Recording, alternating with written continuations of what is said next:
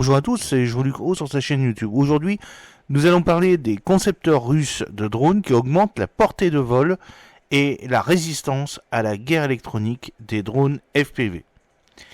Dans son article de blog, le blogueur Daniel R. s'est penché sur les progrès de la technologie des drones d'attaque russes, proposant une analyse d'un drone abattu, comme le rapporte le Military Line.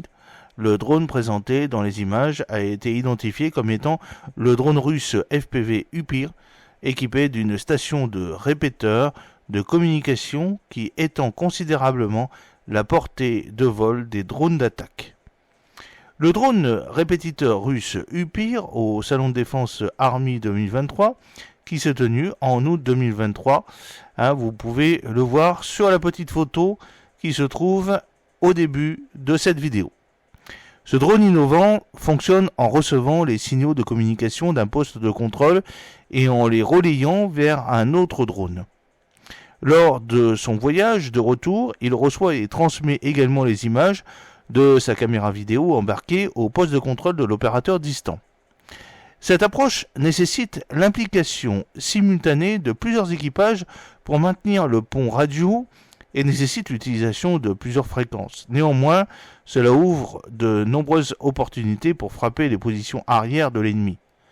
Le Ghost russe est produit en série par une entreprise privée d'Ekaterinbourg et s'appuie fortement sur l'impression 3D pour fabriquer les composants tels que le corps en plastique, les antennes, les caméras et autres petites pièces. Le drone dispose de 2 antennes répéteurs proéminentes pour la réception et la transmission du signal. De plus, il comprend une caméra vidéo et un module GPS équipé d'une boussole eFlight M8Q5883V2.0 pour faciliter la navigation et l'orientation dans l'espace. Notamment, le drone intègre un filtre SAW, Surface Acoustic Wave, produit par Taiswa Technologies, plus précisément le modèle TA1090EC. Ce composant est utilisé pour bloquer la réception des fréquences radio en dehors de la plage de 1,075 à 1,095 GHz. Cette utilisation de tels filtres sert à protéger les communications contre les interfaces potentielles posées par les systèmes de guerre électronique GE qui fonctionnent sur un large spectre de fréquences radio.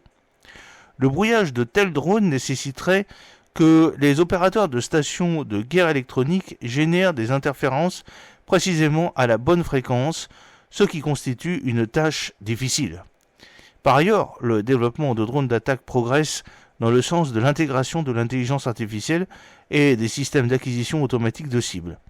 De plus, l'utilisation de drones plus avancés équipés de caméras infrarouges et thermiques permettant des vols de nuit devient de plus en plus répandue et adaptable sur le champ de bataille.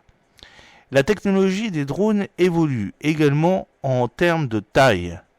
Vers la fin de l'année précédente, l'armée ukrainienne avait commencé à déployer des drones lourds baptisés Mammouth contre les forces russes. Ces drones peuvent transporter des ogives pesant jusqu'à 4 kg et possèdent une portée de vol jusqu'à 30 km. Alors vous voyez donc sur la photo des photos du drone répéteur Ghost abattu en 2023 avec son électronique. Et notamment sur la dernière photo, le filtre SWAM produit par Taiswa Technologies. J'espère que cette petite vidéo vous a plu. N'oubliez pas de cliquer sur le pouce pour la promouvoir, de vous abonner si ce n'est pas encore fait et de partager cette vidéo sur vos réseaux sociaux.